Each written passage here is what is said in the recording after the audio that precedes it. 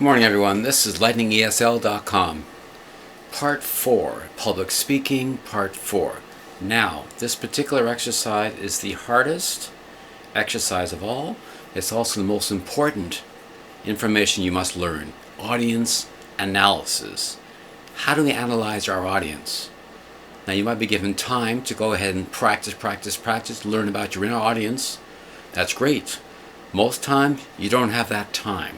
You don't. You can't do research about the audience or not do research about the audience. It's just do it now. So, let's think of things your brain picks up, your eyes pick up right away. Alright? The first topic we'll talk about is age. That's right.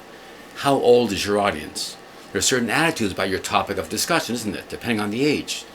People of the 20s, people of the 30s, 40s, 50s, and so on think differently. You have to think differently. The age is extremely important. What age group are you talking to? That's right. People born in the 1980s, people born in the 1990s, and 2000, and so on. Think differently than people born in the 1940s to 1960s. Age is number one. Audience analysis, age is number one. Number two, is everybody men? Everybody women? Is it a mixture of everything? What does it mean? Is it mostly male?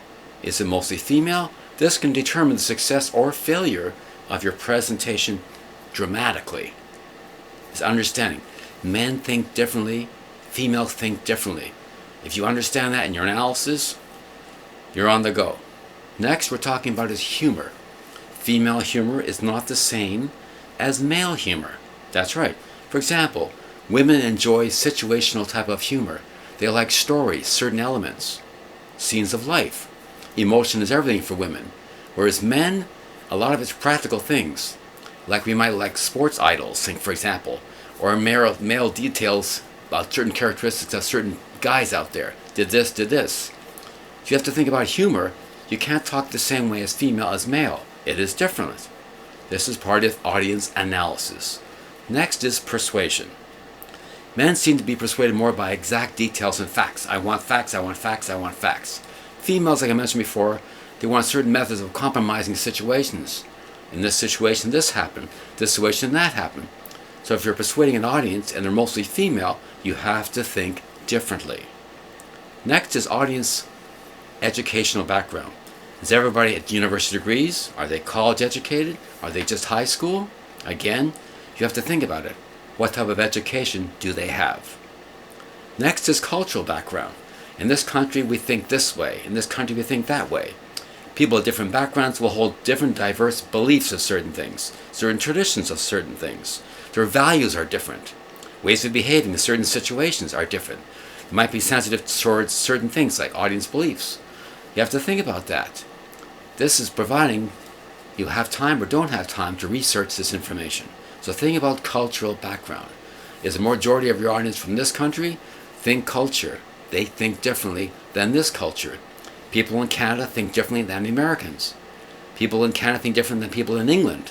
People in India. People in Bulgaria. Whatever. It's cultural background. Alright? This is part of audience analysis again. Another factor could be also geographical location.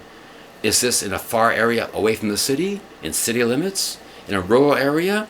What type of occupation are all these people in your audience? Are they all doctors? Are they all lawyers? A mixture of everything?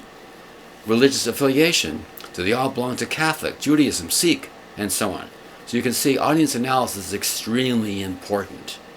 It's the number one important part of public speaking, is audience analysis. Providing you have the time. Sometimes by just gazing across the audience will give you an idea of exactly how to analyze my audience before I open my mouth.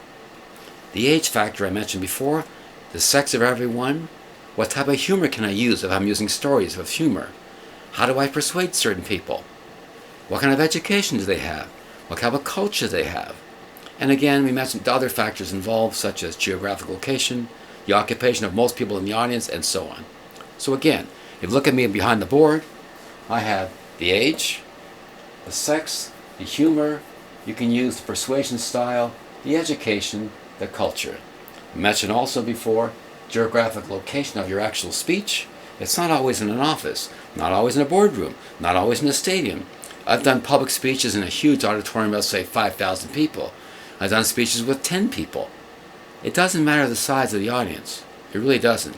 Audience analysis is still number one key of all public speaking lessons, is audience analysis.